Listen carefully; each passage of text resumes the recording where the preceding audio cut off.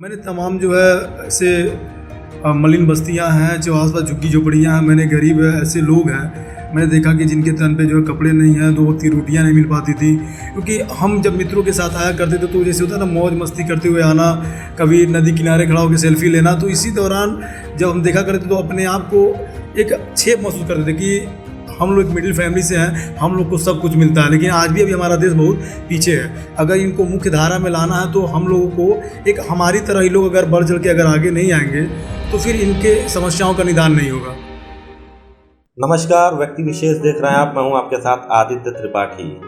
व्यक्ति विशेष में आज हमारे साथ हैं कुलदीप पांडे जी, जो युवा समाज सेवी हैं। तो इनसे रूबरू होते हैं। कुलदीप जी, सबसे पहले थोड़ा सा अपने परिवार के बारे में। सबसे मैं बताना चाहूँगा आदित्य जी, बहुत बहुत धन्यवाद और आभार। इस चैनल के माध्यम से मैं बोलना चाहूँगा कि जिस प्रकार से ये चैनल जो है हमारे गोरखपुर शहर के जितने भी बुद्धिजीवी हैं या जो भी कुशल एक समाज सेवी हुआ, चाहे कुशल नेतृत्व करता हुए विभिन्न क्षेत्रों के, उनके जो एक तरह से मनोबल बढ़ाने का काम कर रहा है, उसके लिए मैं बहुत बहुत आभार करना चाहूँगा इस चैनल को। साथ ही साथ मैं अपने बारे में बताना चाहूँगा कि मैं एक ब्राह्मण परिवार से बिलोंग करता हूँ। मेरा नाम कुलदीप पांडे है और मेरे पिताजी का नाम श्री ब्रजेश पांडे, माता श्रीमती सावित्री देवी। हमारा एक छोटा परिवार है। हम लोग बस एक भाई बहन, मतलब कि मैं 2 और मेरे माता पिता, 4 ही लोग हैं जी। और मूल रूप से मैं जो है महाराजगंज डिस्ट्रिक्ट के ग्राम पकड़ियार बुजुर्ग का निवासी हूँ। और तकरीबन 2003 में मैं शिक्षा ग्रहण के तौर पे मैं गोरखपुर जो है आया हुआ था और यहीं पे मैं जुबली इंटर कॉलेज में शिक्षा ग्रहण के लिए मैंने पहली बार 2003 में प्रवेश लिया। और पिताजी के मार्गदर्शन में मेरी शिक्षा दीक्षा जो है बहुत ही कुशलतापूर्वक चलती रही और तकरीबन 6 से 12वीं कक्षा तक मैं जुबली इंटर कॉलेज में पढ़ाई किया। तत्पश्चात गोरखपुर विश्वविद्यालय से मेरी स्नातक की पढ़ाई हुई बीकॉम से। पुनः मैं इसी दौरान इलाहाबाद विश्वविद्यालय से मैंने एमकॉम भी किया। साथ ही साथ ITM गीडा से मेरी MBA की पढ़ाई जो है सफलतापूर्वक संपन्न हुई। और अभी विगत वर्ष जो है मेरी BEd की भी कक्षाएं संपन्न हुई। ये मेरी शैक्षिक योग्यताएं अभी तक की रही हैं। साथ ही साथ मैं जो है एक CBSE बोर्ड स्कूल में जो है वाइस प्रिंसिपल के रूप में तकरीबन 3 साल से कार्यरत हूँ। इससे पूर्व भी मैंने जो MBA की डिग्री के साथ दिल्ली और लखनऊ में तकरीबन कुछ समय के लिए 6 महीना साल भर मैंने जॉब किया और कुछ समय मैं दिल्ली में भी रहा। एक तरह से इतना पढ़ाई करने के बाद MBA भी किया है, काफ़ी हाई एजुकेशन आपने ग्रहण किया है, उच्च शिक्षा आपने लिया है। ये समाज सेवा का मतलब कब आपके दिल में लगा कि मुझे समाज सेवा करना चाहिए? क्या कुछ ऐसा इंसिडेंट हुआ जिसको देख करके ऐसा मन में आया हो करने के लिए? जी आदित्य जी, बिल्कुल आपने क्वेश्चन सही किया। ये बात जो घटनाएं हैं ये 2014 की है, जब मैंने पहली बार MBA में एडमिशन लिया और गीडा में पढ़ाई के लिए जाया करता था। तो रास्ते में जैसे देखा जाए तो नौसड़ से लेकर के गोरखपुर सिटी की एंट्री तक मैंने तमाम जो है ऐसे मलिन बस्तियां हैं, जो आसपास झुग्गी झोपड़ियां हैं, मैंने गरीब ऐसे लोग हैं मैंने देखा कि जिनके तन पे जो है कपड़े नहीं हैं, 2 वक्त की रोटियां नहीं मिल पाती थी। क्योंकि हम जब मित्रों के साथ आया करते थे तो जैसे होता है ना, मौज मस्ती करते हुए आना, कभी नदी किनारे खड़ा होकर सेल्फी लेना, तो इसी दौरान जब हम देखा करते तो अपने आप को एक छेप महसूस करते थे कि हम लोग एक मिडिल फैमिली से हैं, हम लोग को सब कुछ मिलता है। लेकिन आज भी अभी हमारा देश बहुत पीछे है। अगर इनको मुख्य धारा में लाना है तो हम लोगों को एक हमारी तरह ही लोग अगर बढ़ चढ़ के अगर आगे नहीं आएंगे तो फिर इनके समस्याओं का निदान नहीं होगा। तो ऐसे ही कुछ समस्याएं सामने आई तो कुछ हमारे मित्र थे, उन्होंने कहा कि मैंने स्टार्टिंग में मतलब मेरे अंदर जो है वक्ता का बहुत ही अच्छा ज्ञान रहा और एक नेक काम करने के लिए मेरे अंदर जो आइडियाज़ हमेशा आया करते थे। तो वो चीज़ें देख करके मैं एक दिन विचार बनाया कि शुरुआत में ही गरीब बच्चों में जाकर के खाना बांटना, कपड़े भी बांटना, क्योंकि मेरे पिताजी एक पेशे से जो एस्ट्रोलॉजर है, एक पुरोहित कर्म भी करते हैं, तो हमारे यहाँ कपड़ों की जो है तो सब्जी भंडार रहती थी। छोटे बच्चों का जो साड़ी, जो धोती कुर्ता जो भी है, तो मैं 100-50 पीस ऐसे जो है बांटने का काम शुरू करता था। तो देखते देखते बहुत प्रसन्नता होती थी जब उनके परिवार वाले आते थे, पैर पकड़ने आते थे। लेकिन एक छेप तो महसूस होता था, लेकिन अपने आप को लगता था कि चलो हमारा अगर एक 10% भी अगर मेरा जो जीवन अगर इन लोग के काम आता है तो मेरा जीवन जो है सफल है, धन्य है। तो फिर सीधे सीधे जब धीरे धीरे साल बीतते गए, इसी तरह मैं सेवाएं करते रहा, हफ्ते में, महीने में, 2 महीने में। तो फिर मुद्दे आ गए युवाओं से संबंधित, जैसे रोजगार से संबंधित हो गया, ये भर्तियां जो सिपाही भर्ती आती थी, तो उस टाइम आप भी जानते होंगे आदित्य जी कि जब 2008-9 में हम लोग पास आउट होते थे हाई स्कूल, तो 50% 60 में पाने वाले बहुत अपने आप को धन्य मानते थे। तो मेरी सिस्टम से ये सिपाही भर्ती का आ गया, कुछ ऐसे नौकरी आ गए, तो युवा हमारे पास आया करते थे, क्योंकि उस टाइम भी अखबारों में या मेरे कार्यक्रम जो होते थे वो दिखता था, लोग काफ़ी जो है फोकस करते थे। तो लोग एक तरह से हमको जो है बहुत अभी अपना आइडल मानने लगे कि भैया आप ये करेंगे तो जरूर हम लोग का मतलब कि निराकरण होगा इस समस्या का।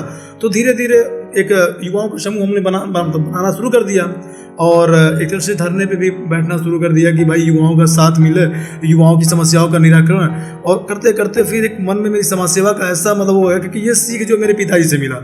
मेरे पिताजी जो पहले नेहरू युवा केंद्र चला करता था, मेरे पिताजी अपने ब्लॉक के अध्यक्ष रहा करते थे, उनके अंदर जो है कि समाज सेवा कूट कूट के भरा हुआ करता था। तो कुछ हो सकता है कि पिताजी का भी देन रहा कि जो मेरे अंदर जो चीज़ें भावनाएं रही, और आज उसी की देन में निरंतर आइडियाज आते गए, समाज में मैं विभिन्न कुरीतियाँ देखते गया, उसकी समाधान को करने के लिए मैं निरंतर प्रयास मतलब करता रहा। जो आपने ये समाज सेवा की तरफ आपका रुझान हुआ, जब गए आप लोगों के बीच शुरू किया आपने लोगों की सेवा करना, घर वालों का उस समय क्या रिएक्शन था? हालांकि आप खुद बता रहे हैं पिताजी भी आपके इन सब चीज़ों में काफ़ी बढ़ चढ़ के हिस्सा लेते थे, लेकिन घर वालों ने ये कभी नहीं कहा कि पढ़ लिख के बेटा किसी अच्छे पद पे पहुंच जाओ तब ये सब करना?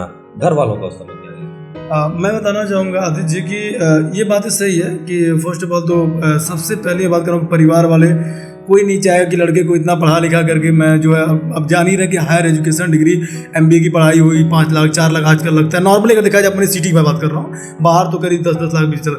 तो थोड़ा सा मतलब उस टाइम दिक्कतें हुई, परिवार के काफ़ी बोल सुनने पड़े, डांट सुनने पड़े। पिताजी का बस एक ही सपना था, क्योंकि मैं अपने पिताजी का इकलौता वारिस हूँ, तो उनका यही कहना था कि बेटा जो हमारा कुछ अच्छा करे। और पिताजी हमारे 5 भाई हैं, उसमें देखा जाए 5 भाई मिलाकर करीब 9-10 बच्चे हैं, तो कोई किसी लाइन कोई किसी लाइन, लेकिन मेरा एक लाइन बहुत अच्छा था पढ़ाई लिखाई। मेरे पिताजी शुरू से ही काफ़ी अव्वल रहे, वो खुद जो है PhD तक जो है प्रियंस है, लेकिन एग्ज़ाम नहीं दे पाए, जो कि वो PhD नहीं कंप्लीट कर पाए। तो वो शिक्षा के प्रति बहुत ही अग्रसर रहे, तो वो चाहते थे कि मेरा बेटा इकलौता है तो वो भी मतलब जॉब करे और कुछ अच्छा कर। इसीलिए मेरे मन मुताबिक उन्होंने पढ़ाई कराया, और जो मैं चाहा उसके हिसाब से। ऐसा नहीं कि मतलब लाड प्यार था, डांट भी बहुत पड़ती थी, लेकिन जो चीज़ें आपने कहा कि सपोर्ट कैसे मिला जो समाज सेवा की, तो जब धीरे धीरे उन्होंने देखा कि अब पब्लिक अट्रैक्शन होता गया, होता है ना कि एक पब्लिक जो है एक व्यक्ति को जो है अपने मसीहा टाइप माने लगता है, अरे भैया बहुत अच्छा काम कर रहा है, चलो सब, तो सपोर्ट मिलता गया लोगों से। तो पिताजी का भी 2-3 बार उल्टी बातें आई कि जब यही सब करना था तो पढ़ाई लिखाई फिर इतना हायर करने क्या जो होता है, फिर इंटर हाई स्कूल करते, ग्रेजुएशन करते, फिर अपना इस लाइन लग जाते। तो हमने कहा एक समय का अभाव रहा, मैंने समाज की कुरीतियाँ देखी, पिताजी से भी उस चीज़ों का मैंने बात किया, तो उन्होंने कहा हाँ मैंने भी क्षेत्र में काम किया, अगर लगन से करना, मन से करना तो दृढ़ निश्चय के साथ काम करो। ऐसा नहीं कि होता है ना कि 2 नाव पे चढ़ना, 10 जगह पे कूदोगे तो किसी सफलता नहीं मिलेगी। अगर तुमको जॉब करना है तो, क्योंकि मैंने PCS की भी मैंने प्रिपरेशन किया है, मतलब सेल्फ स्टडी से। मैंने 2017 में प्री भी क्वालिफाई किया था, मतलब काफ़ी घर पे तैयारी करने के बावजूद। तो फिर उसके बाद उस समय तक मैं दिल्ली में रहा, तकरीबन मैं 3-4 महीने तक लखनऊ में भी रहा इस संबंध में, लेकिन मन नहीं लगा, बस वही लगा कि अब गोरखपुर रहना है, समाज सेवा करना है। तो फिर पिताजी ने, उनको लगा भाई, क्योंकि बहुत ही हम लोग का एक अटैचमेंट है पिताजी का और मेरा, मैं अगर दूर रहता हूँ तो उनको भी प्रॉब्लम होती है। जैसे होता है ना कि कभी मैं बाहर नहीं रहा, जैसे मैं बताया ना कि मेरी सारी पढ़ाई गोरखपुर से हुई थी, तो अचानक जब 23 या 24 साल बाद मैं जब बाहर निकल रहा था, तकरीबन मैं 2016 में बात कर रहा हूँ, तो उनका वैसे ही मन डाउट, मतलब कि होता है ना कि एक तरह से रूडली टाइप, मतलब कि भावुक हो गए, रोने लगे कि मतलब ये सुनने में आया जब मैं घर आया कि बाबू तू बाहर ना रह पाई और भाई पिताजी खुद ना रह पाई है।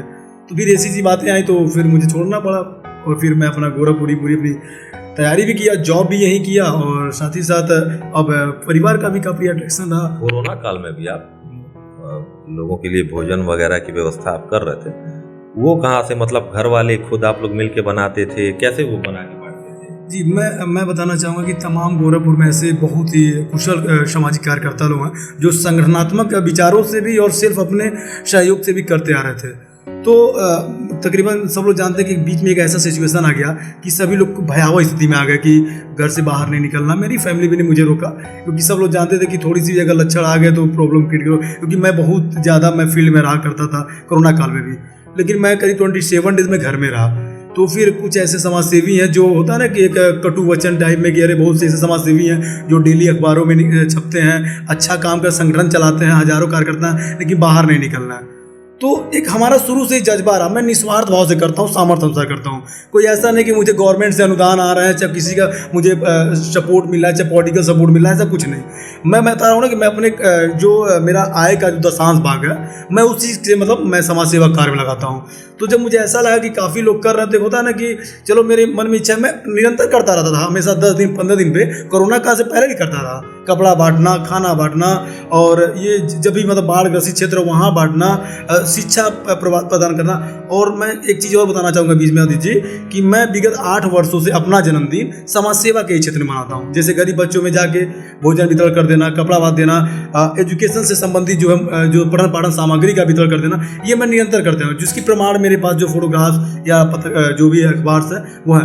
तो वो चीज़ों को मुझे थोड़ा सा कुछ लोगों के ऐसे कटु वचन थे जो मुझे झकझोर दिया। हमने सोचा कि भाई परिवार की वजह से मैं 27 दिन घर में क्या रहा, बहुत से लोग ऐसे हैं जो टीका टिप्पणी करने लगे। तो मैं फिर सेल्फ अपने जो भी मैंने अपना इनकम जनरेट किया हुआ था, तकरीबन मैं अगर देखूं तो अभी वो बताने क्या मोटी मोटा 50,000 के आसपास मैंने 25 दिनों में मैंने अपने सामर्थ्य से डेली जो है मैंने सुपर 30 मुहिम स्टार्ट कर दिया था।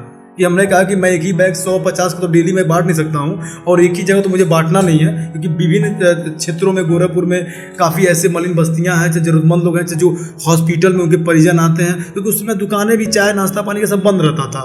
तो हमने सुपर 30 मुहिम का नाम दिया, जनमानस सेवा सुपर 30। मैंने हमको लगता है कि 2 जून या मई के आसपास मैंने स्टार्ट किया, और उसको मैं शुरू करते गया तो ऐसा लगा कि अब 30 से काम नहीं चलेगा। मैंने 50 कर दिया, फिर 100 कर दिया। उसमें पूरी सब्जी बनाता था, इसमें परिवार का भी सहयोग रहता था। सहयोग का मतलब जो शारीरिक सहयोग, इससे मैं विगत करीब 1.5 साल से मैं मैरिज भी हो गया हूँ, पत्नी का भी सहयोग रहा, बहन का भी सहयोग रहा, माता का भी सहयोग रहा। किचन के बाहर जो है जो मेरा गैरेज का जगह था, हमने सिलेंडर मंगाया था, अपने पर्सनल जो है एक किचन बना दिया था। मैंने अपने घर को एक अलग समाज सेवा के किचन बना दिया था।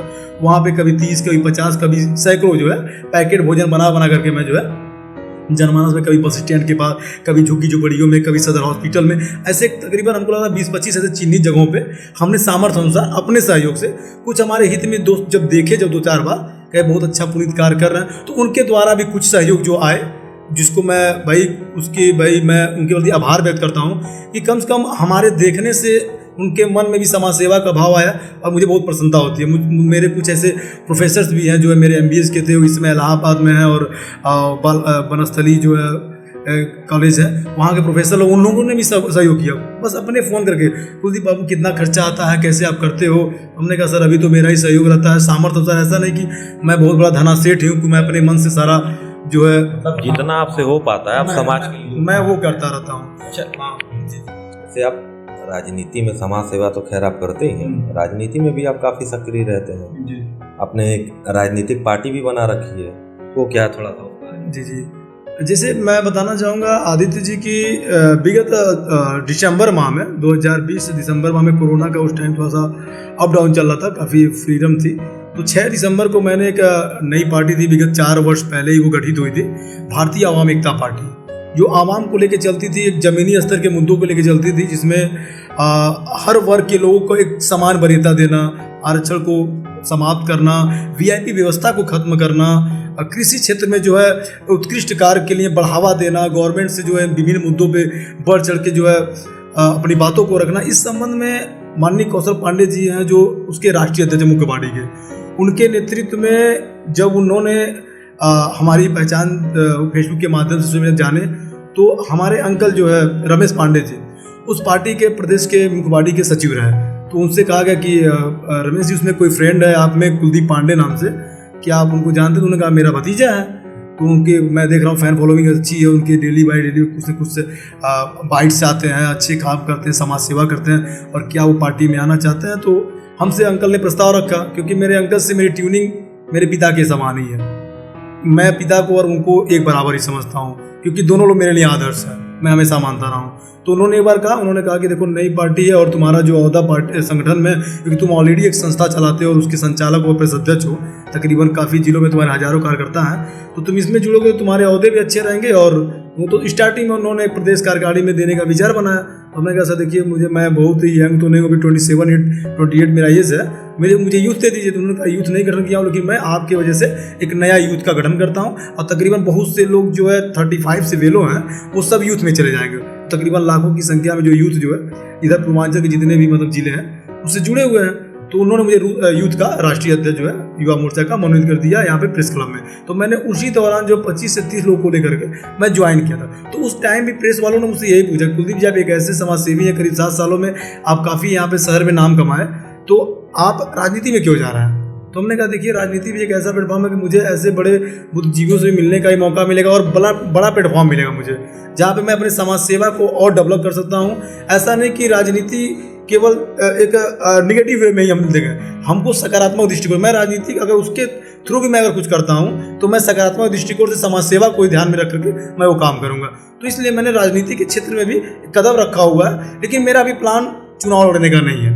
फिर मैं अभी अपने आप को ग्रो कर रहा हूँ समाज सेवा में, अपनी समाज में पकड़ बना रहा हूँ कि भाई समाज के लोग जो है हम एक समाज सेवी के रूप में जाना, ना कि नेता के रूप में। कोई आज तक मुझे नेता कहता भी नहीं है, समाज सेवी का चेहरा है। बाकी गॉड गिफ्टेड है कि मेरे अंदर जो एक चेतना है कि मैं समाज के लिए कुछ कर पाऊँ। राजनीति में किसको, हालांकि मेरा अगला सवाल यही होने वाला था कि चुनाव लड़ने की तो आपने खुद बता दिया, राजनीति में आदर्श देखिए राजनीति में आदर्श तो नहीं मैं कुछ कह सकता हूँ, क्योंकि सभी लोग अपने अपने स्तर पे काफ़ी कुशल एक नेतृत्वकर्ता और एक राजनेता हैं लोग। लेकिन अगर वर्तमान में अगर देखा जाए तो मैं नेताओं को मैं अपना आइडियल नहीं मानता हूँ, कोई मेरा जो आदर्श नहीं। किसको मानते हैं फिर? मैं अपने पिता को आदर्श मानता हूँ। मेरे पिता भी जो है राजनीतिक क्षेत्र में काफ़ी सक्रिय रहे। अटल जी के ज़माने में वो भी मंच पे जो संचालन किया करते थे, कई बार ग्राम प्रधानी चुनाव भी लड़े हैं, लेकिन मतलब विजयी नहीं हुए। लेकिन वो ऐसे वक्ता हैं, ऐसे राजनीतिक भी रहे हैं, लेकिन विगत करीब 15-20 सालों से वो दूर है।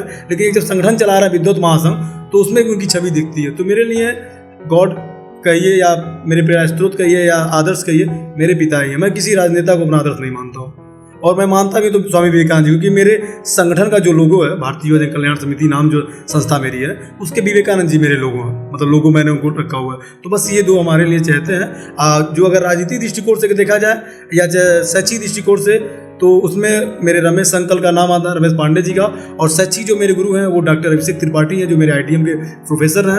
आज भी उनसे डेली कभी न कभी हमेशा कुछ न कुछ बात ही होती रहती है, क्योंकि आज भी 4 साल 5 साल कॉलेज छूटे हुए, लेकिन कुछ न कुछ उनसे ज्ञान मिलता रहता है। भविष्य की क्या योजना है, क्या करना है भविष्य की? देखिए फर्स्ट ऑफ ऑल तो मेरी प्लानिंग यही है कि जो मेरा संगठन एक संस्था के रूप में काम कर रहा है, कहा जाए तो एक NGO का भी अगर देखा मार्गदर्शन जो मिलता रहा है, काफ़ी जो हमको सहयोग प्रदान करते हैं कि कुलदीप जी आप जब इतना अच्छा काम कर रहे हैं, तो मेरा फ्यूचर में बस यही प्लानिंग है कि मैं ज़्यादा से ज़्यादा लोगों को रोजगार दे सकूं उस अपने संस्था के माध्यम से। जैसे मैं बताया आपको, वुमन एम्पावरमेंट हो गया, एजुकेशन सिस्टम से हो गया, हेल्थ में हो गया, इन्वायरमेंट से हो गया। तो इस क्षेत्र में मुझे बृहद स्तर में काम करना है। अगर गवर्नमेंट की सपोर्ट मिलती है, क्योंकि मैं जैसे बताया कि अपनी संस्था मेरी 4 साल पुरानी हो गई, और आगे लोग हमारे एक्टिविटीज़ को देखते हैं, क्योंकि मैं निस्वार्थ भाव से करता हूँ। मेरा कोई अभी ऐसा विजन नहीं है कि जिससे मुझे इनकम मिले। तो अगर ऐसे सपोर्ट मिलते हैं तो 10 लोगों को लेकर के मैं समाज के क्षेत्र में मैं काम करूँगा, और फिलहाल मेरा प्लानिंग यही है अभी। कुलदीप जी, आप हमारे चैनल में आए, हमको अपना कीमती समय दिया, इसके लिए बहुत बहुत धन्यवाद। बहुत बहुत धन्यवाद आजीत जी, और बहुत बहुत धन्यवाद मैं उत्कर्ष पत्रिका एवं गोरखपुर लाइव चैनल को मैं देना चाहता हूँ कि ऐसे ही जो है शहर के सभी कुशल जो भी एक्टिविस्ट हैं, चाहे जो भी राजनेता हैं, जो विभिन्न क्षेत्रों में अच्छे अच्छे योगदान देते आए हैं, समाज के जो प्रहरी हैं और देश की अखंडता को बनाए रखने में अपना योगदान दे रहे हैं, उन सभी के आप मनोबल बढ़ाने में काम कर रहे हैं। बहुत बहुत धन्यवाद, थैंक यू। सभी शुभकामनाएं आपको भविष्य के लिए। तो व्यक्ति विशेष में आज हमारे साथ थे कुलदीप पांडे जी। आज के अंक में बस इतना ही, अगले अंक में फिर मुलाकात होगी, तब तक के लिए नमस्कार।